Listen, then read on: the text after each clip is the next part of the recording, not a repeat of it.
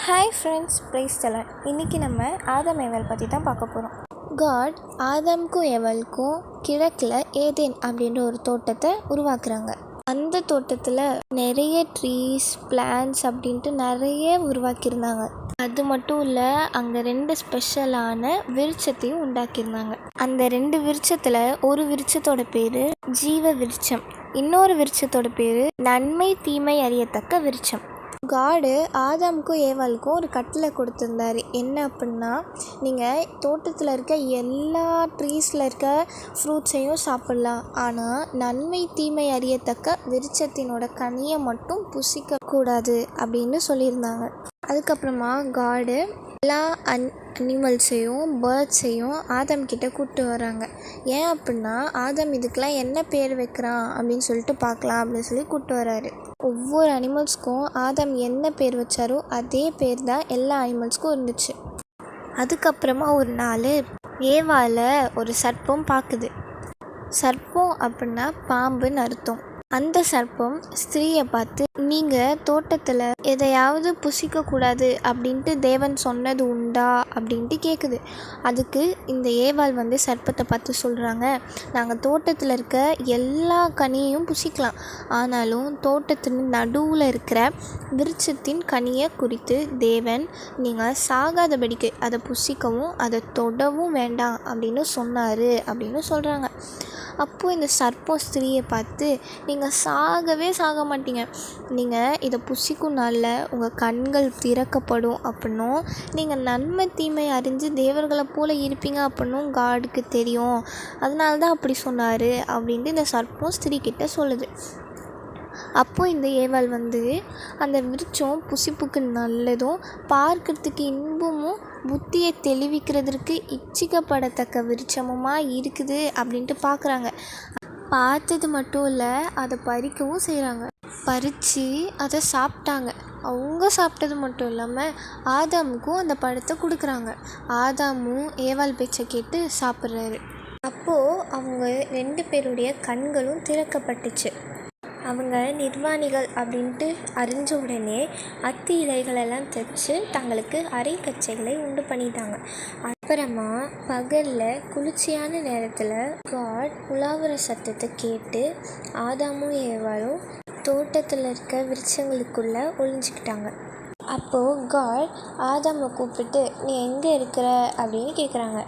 அதுக்கு ஆதாம், நான் உங்கள் சத்தத்தை கேட்டு நிர்வாணியாக இருக்கிறதுனால பயந்து ஒளிஞ்சிக்கிட்டேன் அப்படின்னு சொல்கிறாரு.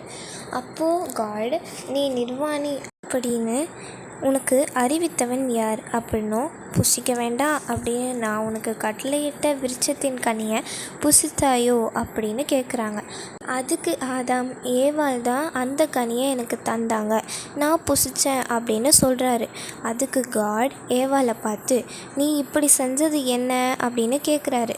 அதுக்கு ஏவாள் சொல்கிறாங்க, சர்ப்பம் தான் என்னை வஞ்சித்தது, அதனால தான் நான் புசித்தேன் அப்படின்னு சொல்கிறாங்க. அப்போது காட் சர்ப்பத்தை பார்த்து, நீ இதை செஞ்சதுனால எல்லா நாட்டு மிருகங்களிலும் எல்லா காட்டு மிருகங்களிலும் சபிக்கப்பட்டிருப்ப, நீ உன் வயிற்றுனால நகர்ந்து உயிரோடு இருக்கிற நாளெல்லாம் மண்ணை தான் தின்னுவ அப்படின்னு சொல்கிறாங்க. அதுக்கப்புறமா காட் ஏவாளை பார்த்து, நீ கர்ப்பவதியாக இருக்கும்போது உன் வேதனையை மிகவும் பெருக பண்ணுவேன், வேதனையோட பிள்ளை பெறுவாய், உன் ஆசை உன் புருஷனை பற்றி இருக்கும், அப்புறம் அவன் உன்னை ஆண்டு கொள்வான் அப்படின்னும் காட் சொல்கிறாங்க. அதுக்கப்புறமா காட் ஆதாமை பார்த்து, நீ உன் மனைவியாகிய ஏவாளுடைய வார்த்தைக்கு செவி கொடுத்து புசிக்க வேண்டாம் அப்படின்னு நான் உனக்கு கட்டளையிட்ட கனியை நீ புசித்ததுனால பூமி உன் நிமித்தம் சபிக்கப்பட்டிருக்கும், நீ உயிரோடு இருக்கிற நாளெல்லாம் வருத்தத்தோடு அதன் பல்லினை புசிப்பாய் அப்படின்னு சொல்கிறாங்க. அது மட்டும் இல்லாமல் அது உனக்கு முள்ளும் குறுக்கும் முளைப்பிக்கும், வெளியின் பயிர் வகைகளை புசிப்பாய், நீ பூமியிலிருந்து எடுக்கப்பட்டதுனால நீ பூமிக்கே திரும்ப மட்டும் உன் முகத்தின் வேர்வையால் ஆகாரம் புசிப்பாய், நீ மண்ணாக இருக்கிற மண்ணுக்கே திரும்புவாய் அப்படின்னு சொல்லிட்டாங்க. இதுக்கப்புறமா காட் இதோ மனுஷன் நன்மை தீமை அறியத்தக்கவனாய் நம்மள ஒருவனைப் போல ஆனான்.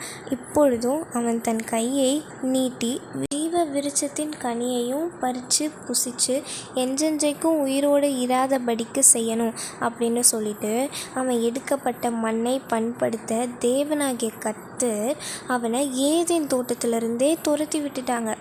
அவர் மனுஷனை துரத்தி விட்டதுக்கப்புறமா ஜீவ விருட்சத்துக்கு போகிற வழியையும் காவல் செய்யறதுக்கு ஏதேன் தோட்டத்துக்கு கிழக்கே கேருபீன்களையும் வீசி கொண்டிருக்கிற சுடரொளி பட்டயத்தையும் வைக்கிறாரு ஃப்ரெண்ட்ஸ். இதுக்கப்புறமா ஆதாமும் ஏவாளும் வருத்தத்தோடையே ஏதேன் தோட்டத்தை விட்டு வராங்க.